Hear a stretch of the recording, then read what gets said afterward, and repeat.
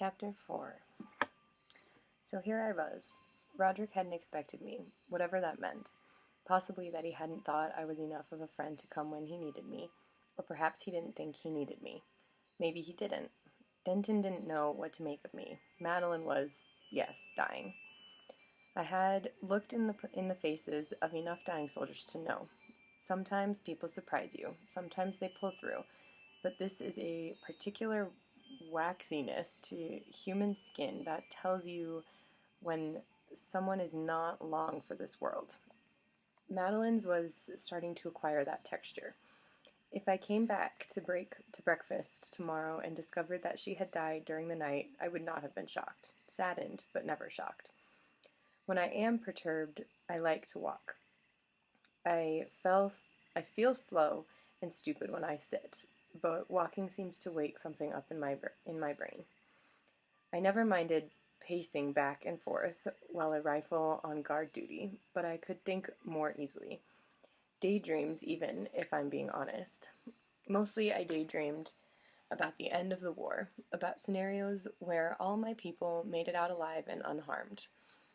It was only when we were pinned down and I could not walk that it became harder for me to keep those dreams alive. I did not particularly wish to walk the halls of the usher's mansion, the tattered wallpaper, the specks of mold, Madeline with her feverish eyes and wisps of white hair. None of these were things I wished to encounter. So I rose early and saddled Hob and went out for a ride. Hob greeted me more eagerly than usual, possibly because Denton's horse in the next stall was a terrible conversationalist, or perhaps because the stable was so gloomy. It was clean and fairly dry, but it had the same sullen air as the rest of the manor house. The air of the heath was cool and damp. I might have found it oppressively silent under normal circumstances, but compared to what we had left behind, it felt free and open. Mist clung to the surface of the dark lake and gathered in hollows on the ground, but Hob cantered through them and broke them up like shreds of a bad dream. My thoughts, unfortunately, did not break up as easily. The ushers were not well, any fool could see that. The house was obviously terrible for anyone who was sick. Maisima, my great-grandmother would have said. Of course, it was 1890, and no one really believed that anymore. It was all germs now, thanks to Dr. Coach. Not Dr. Cock. Dr. Coach. Still, germs could linger in a place. Could they not? Was there enough disinfectant in the world to cleanse the house of Usher? So, what did I do about it? I couldn't very well kidnap the ushers and drag them back to Paris at gunpoint. Madeline wouldn't survive. Roderick probably would, and be better for it, but Denton would undoubtedly object. And you can't exactly threaten to shoot someone to save their life. Angus would be extremely sarcastic if I did. Burning down the house of Usher, while tempting, had similar practical problems. I grimaced.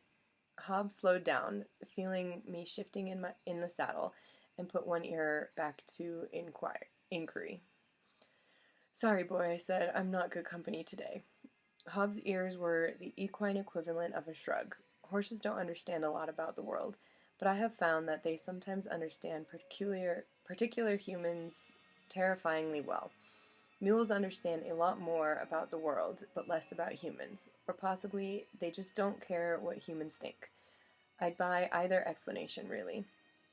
We trotted across the countryside, steering clear of patches of the stinking red gills. They thinned out as we left the tarn behind, then began to increase again as I turned Hob back toward the manor house. Where one finds mushrooms, one sometimes also finds redoubtable English ladies. I saw the umbrella first, then Miss Potter sitting under it. She had a sketchbook in her lap and was staring intently at a brown lump. I slid from Hob's back and looped his reins over the saddle. "Stand," I said. Hob gave me a look saying that this was unnecessary, as there was nowhere in this desolate countryside he particularly wished to go. Miss Potter dabbed carefully at the sketchbook. She was working from a small tin pigments, and I could see the pages of the book were wary with the marks of watercolor washes. "Unless it is urgent, officer, I will be with you in a few moments," she called. "The paint is wet, and I do not wish it to dry before I have finished this study." "Please take your time," I said. "There is nothing so urgent that I would interrupt your painting." She gave a short, occupied nod and bent over her watercolors. Temporarily dismissed, I ambled over to the lake. The water was still dark and not entirely reflective. Patches seemed matte, and if the lake itself was moldering, the house squatted on the far side. I picked up a pebble and tossed it into one of the mad places. It landed and sank, the ripples stopping almost instantly. I tried skipping a rock across it. The first skip went well enough and left the correct ripples, but the second seemed to land in something gelatinous, and the rock vanished into the water. "Algae mats, I believe," said Miss Potter, coming up beside me. "The lake is full of them. How are you doing, Officer Easton?" "Lieutenant Easton, please," I said, "or simply Easton, if you like." "Lieutenant," she inclined her head. I smiled. Most Englishwomen of my acquaintance would have been pinned down by enemy fire for 3 days before they would consent to call any company merely Easton. Or even then, they would revert to titles the moment anyone else was present. The lake spread out at our feet. It was so still. I am used to tiny ripples in my body of water this size, and the flatness was unsettling. There was even a slight breeze that should have caused ripples by right. It tugged at my hair and the ribbons on Miss Potter's hat dancing. It tugged at my hair and set the ribbons of Miss Potter's hat dancing. "Are there mushrooms underwater?" I asked abruptly. I regretted it as soon as the words were out of my mouth. It seemed like a child's question, but Miss Potter did not treat it that way. "A complex question. The simple answer is that we probably do not know of any." "Probably?" I tilted my gaze toward her. She had a slight frown. "Probably. The mycelium networks of mushrooms do not seem to enjoy being completely submerged. Several people have grown mushrooms on logs that were submerged in aquaria, but we must presume that the fungus itself was present in the log before it was placed in the water. Also," her frown shifted into what, in another woman, might have been a curled lip of disgust. "Also, there's an American," she said, pronouncing the word with distaste, "who claims to have seen gill mushrooms in the river in their far west. But his report is unsubstantiated by any reputable observer." It must have been terribly galling to be barred from an organization merely because one lacked the proper genitals, when disputable Americans were allowed to join and write about underwater mushrooms. I had encountered English women with similar feelings about the military. One of them had gone to move to Galicia and swear as a soldier, and more powerful to Khan. "Is there some reason mushrooms wouldn't grow underwater? Because of mycelium? Besides the mycelium?" "Spores float," said Miss Potter simply. "They might well come to rest along the banks, but they could not sink into the bottom of the river to grow there. It would be like growing a coconut tree on the bottom of the ocean." "Ah." She tapped her parasol against the pebbles on the beach. "That said, mushrooms are not the only fungus. There are many, many types in the world. We walk constantly in a cloud of their spores, breathing them in. They inhabit the air, the water, the earth, even our very bodies." I felt suddenly queasy. She must have read my expression, because a rare smile spread across her face. "Don't be squeamish, Lieutenant. Beer and wine require yeast, as does bread." "Fair enough. So there's a fungus in water, then?" "Oh, yes, a great deal of it. Mostly we recognize it when it becomes parasitic upon something else. Fish, for example. There are many fungi that plague the keepers of aquaria, causing growth upon their fish. It is not my field, but I know of 3 or 4. Mostly they cause scabrous patches, And I have seen fungus that grows like a puff of cotton on the fins of fish, of sprouting forth from their mouths and lungs. Ew. How distressing, I said. Certainly for the fish, I would imagine. They do not, though I do not know if fish have any intelligence to be distressed. Perhaps they simply believe that the fungus is part of them, and their fins have become larger. I shook my head. And is there fungus here in the tarn? Undoubtedly. You would likely require a microscope to observe it, however. I don't suppose you have one lying around, Miss Potter. In among your paints, perhaps. She smiled again, though fleetingly. I fear they are beyond my means. I must content myself with a magnifying glass. She tapped her parasol again, it in much the manner one might a cane. You must think me a bit mad to be so obsessed with the kingdom of fungi, but it is a fascinating world, and an important one. Our civilization is built on the back of yeasts. I do not think you are mad at all, I said, which was true. I enjoy the passions of others vicariously. One of the most pleasant interludes I have ever spent was listening to the treatise an aging shepherd once delivered to me on the infertory of other breeds of sheep, and this has a much more general appeal. High praise. She hid a chuckle behind one gloved hand. I wish I dared to imitate the piss and shit in the flaps of the hides speech for her, but I had no wish to alienate the redoubtable Miss Potter. I looked across the lake instead, and saw a pale white shape emerge from the door near the lake. Madeline? It must have been, unless one of the servants wore white. The shape made its way slowly down the water, not stopping until it was at the edge. I could not make out whether or not it was actually touching the lake. I felt an urge to leap on Hob and ride back at a gallop to stop her from touching the water. Surely wet feet could do no good in her condition. Surely the water could do no one any good, regardless of their condition, but what could I do? Anemia, Denton had said. The treatment for anemia, so far as I knew, was good red meat. There was precious little of that in the house of Usher. I don't know how to fix catalepsy, but red meat I could manage. The only trick was how to get it into the larder. I took my leave of Miss Potter, pausing to compliment her painting. She turned the compliment aside with practiced air. I'm well enough. You should see my niece Beatrix. Oh! Twist the talent and an artist's eye and a very gratifying interest in mycology. I mounted my horse and rode back to the house, looking for Angus to put my plan into action. Okay, pause.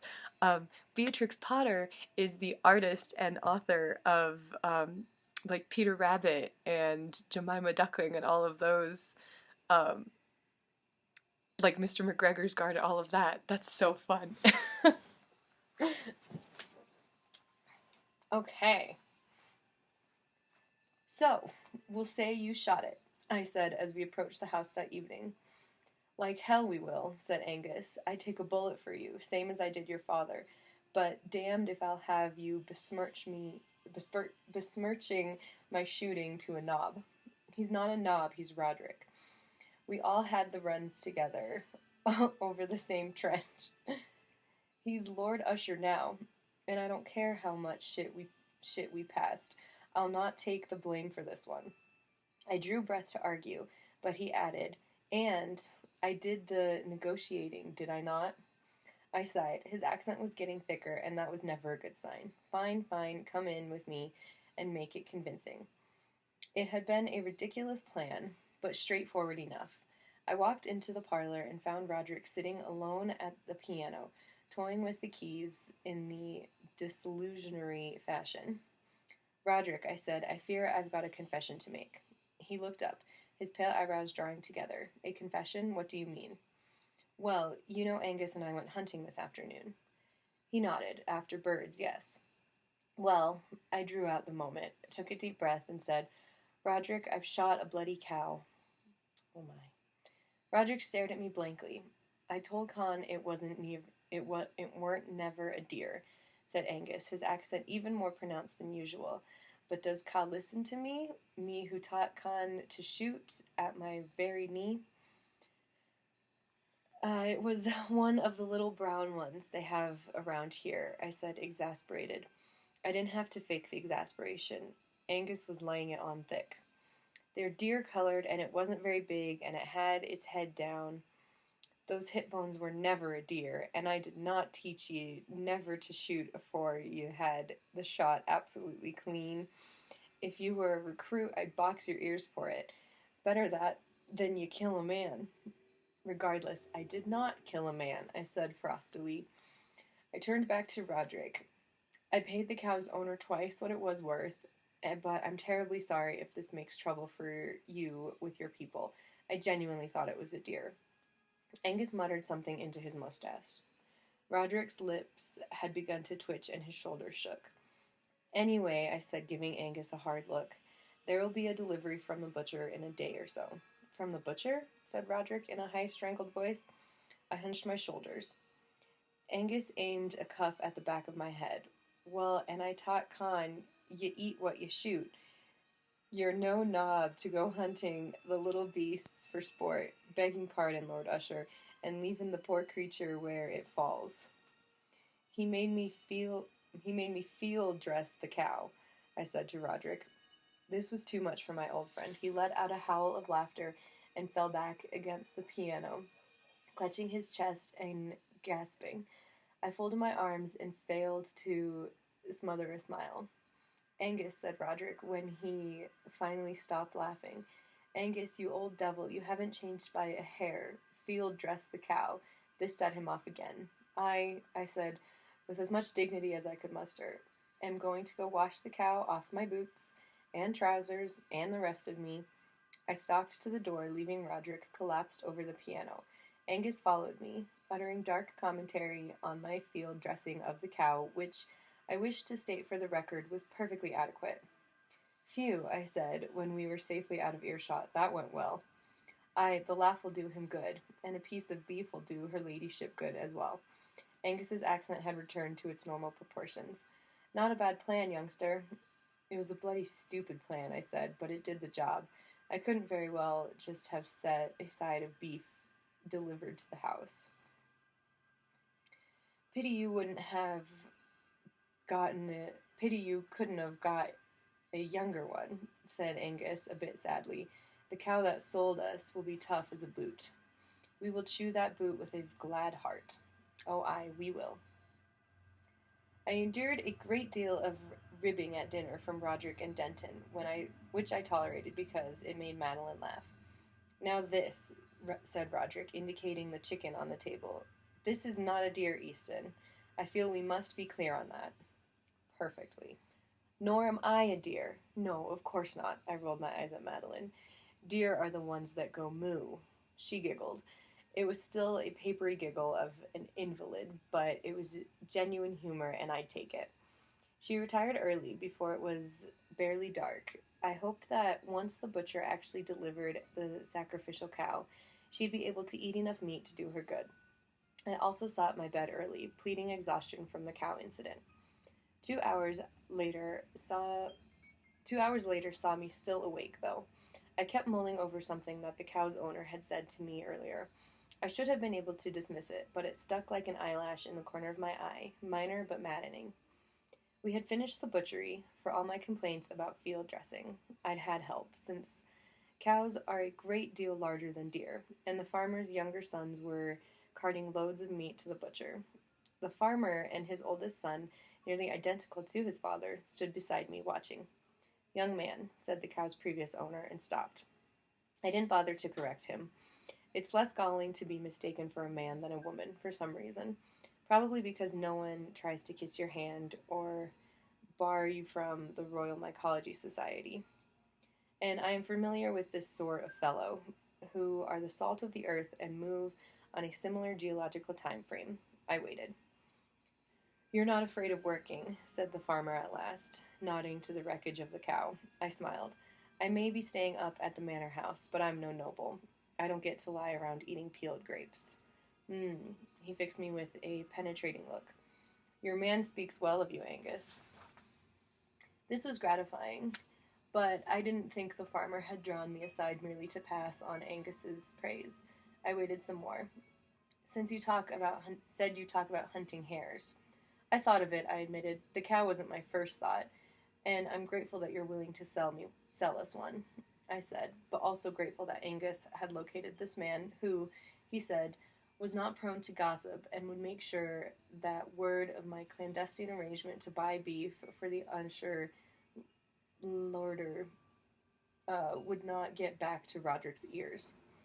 He waved off my gratitude and lapsed back into silence. I gazed over the field, which was far healthier looking than the land around the manor house. I could hear insects singing in the grass, and a bird flitted among some low bushes at the edges. The hares around the lake aren't canny. I tilted my head. Angus said that he'd heard that they don't act right.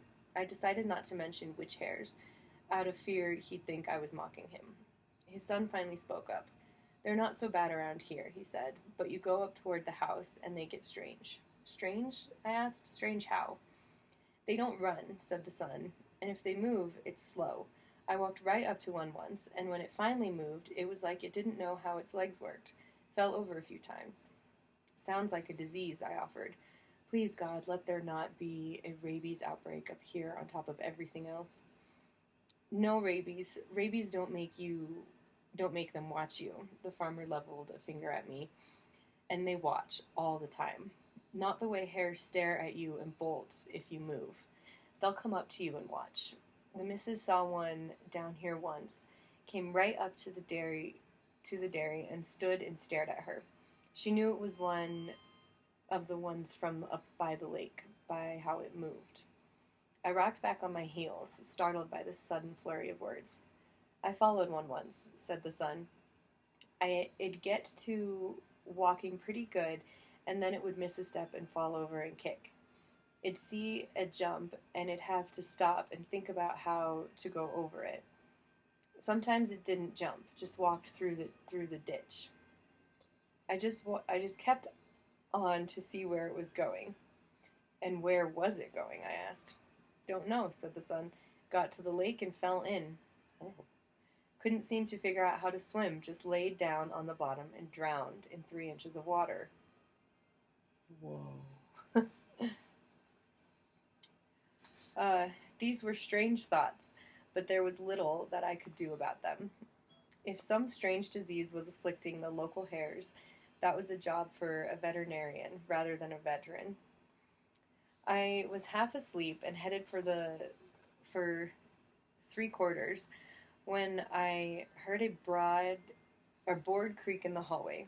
It might not have registered, except that a second board creaked a moment later, close enough that whoever was setting the board's creaking was moving very slowly indeed. Someone was creeping down the hall. I capitulated into consciousness and reached for my sidearm on the nightstand. There are people who sleep with a loaded gun under their pillow, and I've nothing much to say about that, except that I would not choose to share a bed with them. When I was 19, I had seen a few battles and thought myself very hardened and worldly. I myself slept with my sidearm under a pillow. This lasted until the night that the damned thing discharged under my ear. If I'd been sleeping with my head on the other half of the pillow, I would probably not be telling you this story now, but I escaped unharmed. The pillow exploded into a blizzard of feathers, and the bullet took out the lamp and buried itself in the closet door. I had just enough presence of mind to grab my luggage before I was thrown out into the street by the proprietress, who screamed at me for 5 minutes straight. Unfortunately for her, I was completely deafened, and so I missed the nuance of her diatribe. But the hand gestures were very clear. My tinnitus probably dates to this particular episode, and thus I cannot blame anyone for it but myself. I opened the door a crack and peered both ways. No one, except for an instant. I thought I saw a white form trailing out of sight around the corner. I have, as I told you, reader, the psychic sensitivities of mud. It did not occur to me that I might be hallucinating or that I might be seeing a ghost. Someone was walking through the halls at night, and that someone must be real and alive. And yet, having said this, I must admit that something must have been acting on my nerves, because why else would I have gone in pursuit, holding a loaded pistol? It was more than likely a servant. Servants are up at all hours, making sure that everyone's shoes are blackened and the fires are laid. Granted, I had so far only seen one servant, but presumably there were more. So why did I automatically assume it was an intruder? I moved as stealthily as I could, which was not very. The blackboards creaked and yawned underfoot. I might as well have hired a brass band to play a march. When I rounded the corner, there was no one there. Doorways lined the hall, and there was a stairway down to the lower floor. The person might have gone anywhere. I strained my ears for a creak in the floorboards, but instead got a wave of tinnitus ringing over me. My own damn fault. Listen too hard, tense the wrong muscles in my jaw, and it kicks off every time. Which you'd think I'd know by now. The ringing faded. I stood in the dark with my pistol braced against nothing, and then crept back to bed, feeling foolish indeed. Ooh.